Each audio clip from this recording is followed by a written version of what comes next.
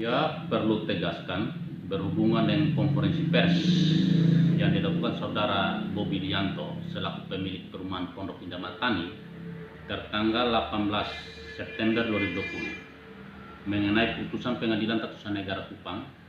nomor 1 garis miring G garis miring P 2020 garis miring PTN Kupang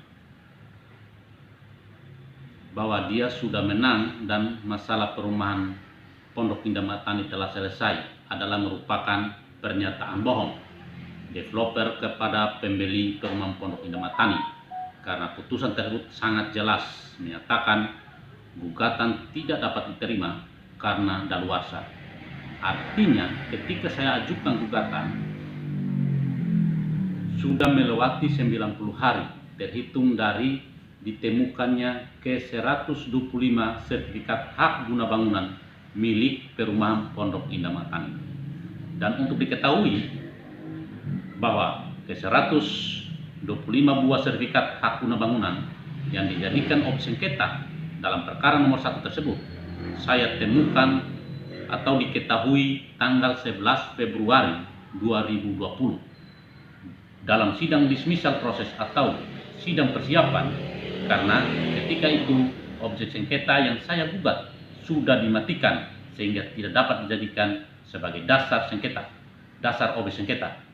Karena itu majelis hakim memerintahkan BPN Kabupaten Kupang dan developer perumahan Pondok Indah Matani untuk membawakan sertifikat pemecahan ke dalam sidang. Akan tetapi developer dan BPN Kabupaten Kupang berusaha menyembunyikan sertifikat tersebut dan tidak mau membawa sertifikat tersebut ke dalam persidangan. Maka majelis hakim memerintahkan untuk segera lakukan pemeriksaan setempat terhadap perumahan Pondok Indah Matani, mengakibatkan developer ketakutan sehingga developer melalui kuasa hukumnya meminta waktu 2 jam untuk mengambil sertifikat tersebut di kantor pemasaran perumahan Pondok Indah Matani, sehingga majelis hakim mengabulkan permintaan developer dan sidang diskor. Dan setelah sertifikat tersebut dibawa, maka hakim meminta penggugat untuk dijadikan objek sengketa. Bahwa berdasarkan hal tersebut dikaitkan dengan putusan pengadilan menyatakan penggugat telah mengetahui objek sengketa sejak tahun 2018 adalah suatu pertimbangan hukum yang keliru dan tidak berdasarkan hukum, sehingga kami ajukan banding. Akan tetapi Bobi Dianto melakukan konferensi pers pada tanggal 18 September 2020 dengan menyatakan bahwa perkaranya telah berkekuatan hukum dan sudah tidak bermasalah lagi, sementara perkara itu dalam proses banding.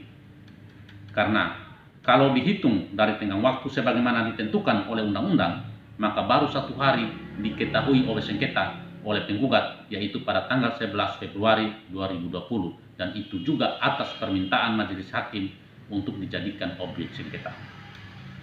Dengan demikian, maka saya selaku kuasa hukum penggugat menyampaikan bahwa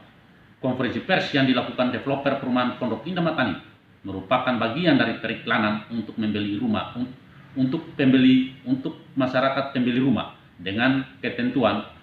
pembelian rumah pertama mendapat motor Revo tanpa diundi. Iklan tersebut terpampang keliling Kota Kupang untuk mencari pembeli perumahan,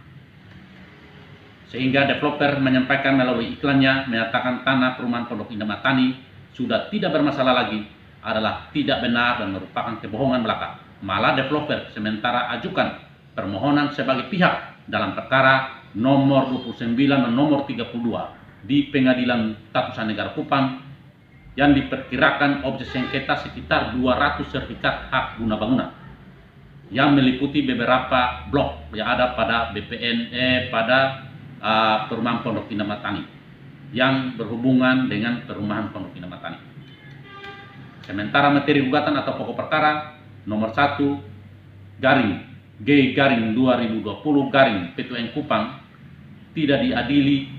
atau diperiksa majelis hakim, dan kalau majelis hakim masuk pokok perkara, maka saya yakin 100% gugatan kami dikabulkan,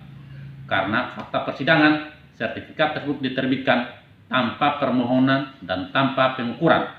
Malah Dr. Andus Andreas Sinyolangodaya diajukan oleh Bobi Dianto sebagai saksi yang dalam kesaksiannya di bawah sumpah dan sebagai pemegang sertifikat hak, yang mana Bobi Dianto sendiri memperoleh tanah dari Andreas Sinyolangodaya telah menerangkan bahwa dia sendiri tidak tahu lokasi tanah yang dilakukan pengukuran, dan pada saat pengukuran dia tidak berada di tempat, dan sertifikat tersebut dikeluarkan atas nama dirinya adalah merupakan kebijakan BPN Kabupaten Kupang,